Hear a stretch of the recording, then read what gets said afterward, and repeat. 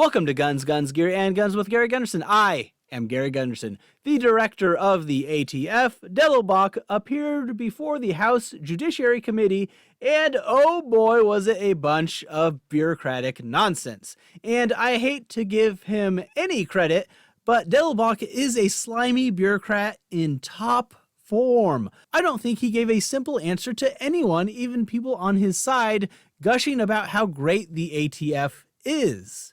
ATF was delegated rulemaking authority by Congress, and we have all... If we laid a weapon on the table, you could pretty much say that falls in the category of an assault weapon. Respectfully, that is a decision that different legislative bodies have come up with different definitions for. Okay, I'm trying to get through these quickly, so that's a yes. In my current role, it's just not part of what I'm focused on doing. Say the line, Bart. Respectfully, it is not my role to talk about these kinds of questions in my law enforcement role. Yay!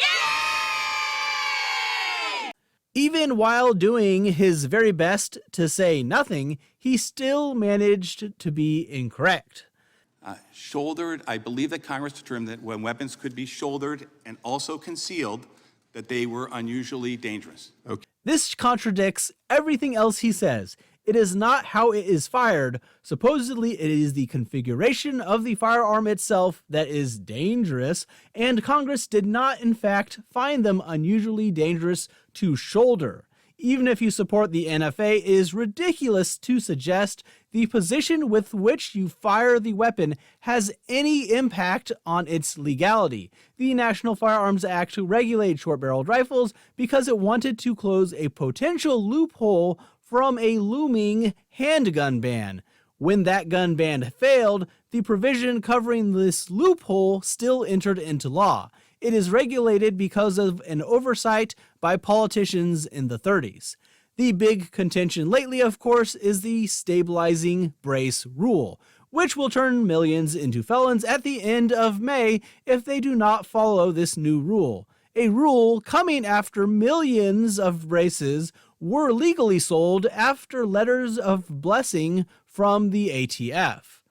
And we must do that while respecting the rights of law-abiding citizens as well, and we can. I want to end by just saying that everything we do at ATF begins and ends with public safety. I know some people who would beg to differ, although many of them will find it difficult to testify as you would need a psychic present. Though you can ask why they prosecuted a man as selling machine guns when he was just selling a credit card-sized piece of metal with a schematic for a lightning link on it. It was not perforated, it was not an actual conversion device, and yet they say it's a machine gun. Dettelbach makes a point that they aren't banning braces. You can own a brace, but once you put it on a pistol, it becomes a short-barreled rifle, in their view, and subject to restrictions. Absolutely not. The rule doesn't ban anything. It imposes the congressionally articulated controls on certain weapons. Thank you. So with respect to a brace in and of itself, the ATF doesn't deal with the brace. The ATF deals with the weapon as assembled as a whole, determining whether it's a short-barreled rifle, which is a determination made. I'm not getting anything from him. I just want the... First of all, the law doesn't either ban anything, nor does the rule apply to all stabilizing braces. The rule under the National Firearms Act helps define and clarify what the characteristics of a firearm that would be a short-barreled rifle. With your clarification, inconsistency. I have gone over the rule in detail in a previous video, but the final rule does not clarify or clearly define what is allowed at all. As bad as the proposed rule was, at least there were some brace options identified that would not be regulated. But the final rule does not indicate there are any braces that would not be subject to their oversight. Yet in this hearing, he acts like there are some braces not subject to this pernicious rule, which would be news to me. He also describes what I am sure is a great joke in the ATF office. It's all gallows humor, right? Well, we have five, but at least we don't have a big mission, violent crime, right?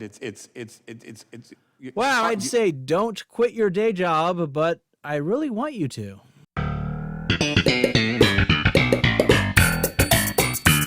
This slimeball could not even give an argument in favor of the Second Amendment when prompted and given several opportunities, only that it's important because it's in the Constitution and he's American. Why is it important that we have a Second Amendment? Well, at the most basic notion, because I'm an American, because I follow the Constitution and the founders, when they enacted the Bill of Rights. I mean, why is it? That's like when Rob Lowe showed up to an NFL game wearing an NFL hat. Ah, yes, this is America. I am a fan of this thing called an amendment because I am here and an American. He gives no reasoning for the Second Amendment or why it is important except for the fact that it exists. He would probably be just as enthusiastic detailing how great every traffic law is or every tax rule is. One representative brought up how the ATF had illegally kept records with a searchability function that was essentially the beginnings of a firearms database, which is illegal. So what was happening was... I just want to know the number of records you had to delete that were not being lawfully maintained. There were records that had not actually been searched, but my understanding Hundreds of is thousands were of them. searchable. And so that's what you... Oh, it was just a mistake, a slight technical error on their part. Even though it's illegal, I'm sure that since they make these sorts of oversights themselves, they would be forgiving of a federal firearms license holder if they make paperwork errors in their records as well. Oh, zero tolerance policy. No grace for when the FFL holder makes a mistake. Wow, that's unfortunate. The Democrats also had their talking points that probably came directly from the party, because if I had a nickel for every time I heard a politician refer to regular firearms as weapons of mass destruction in this hearing, I'd have 2 nickels, which isn't a lot, but it's weird that it happened twice. They want to see the Wild Wild West continue, but this time not with 6-shooters, but with weapons of mass destruction. And the use of these AR-15s and other weapons of, I'll say it, a mass destruction.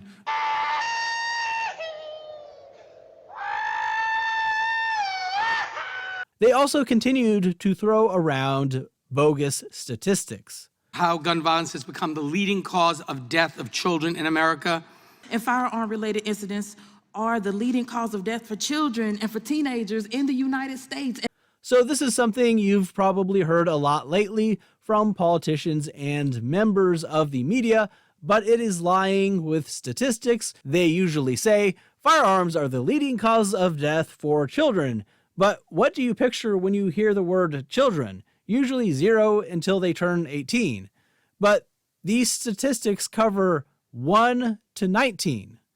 And arguably when someone turns 18, they are no longer a child and in fact an adult.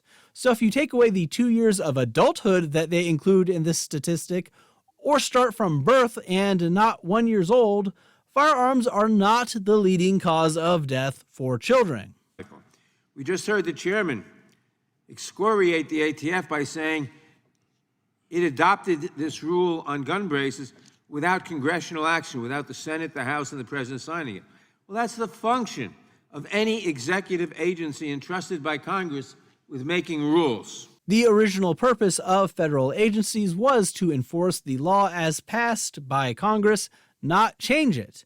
It's hard to argue that they are merely enforcing the law as written when they change the term like rifle and pistol into a 100+ page rule. The answer lies in another part of ATF's responsibilities, making sure that gun dealers follow the law by conducting background checks, refusing to sell to those who are not allowed to have firearms. They also continue to mischaracterize SBRs. But to the best of your knowledge, nobody's ever used one of those to defend somebody. I wouldn't know. Mostly they're used by people who go out with the intent to kill people. Mostly used with an intent to kill? What? It has been well established in this hearing that there are millions of these in the hands of U.S. citizens. If these were mostly used by people with an intent to kill, you'd know it. And the reason is pretty clear. Short barrel rifles can have the concealability and maneuverability of a pistol, but with the firepower and accuracy of a rifle. And with shoulder stock devices out there that now fold all the way down or telescope out, you can easily fit one inside a backpack or a briefcase and no one would be the wiser. Yes, the brace makes it more concealable. I know I'm recycling this joke, but Cicilline's a joke, so I couldn't help myself.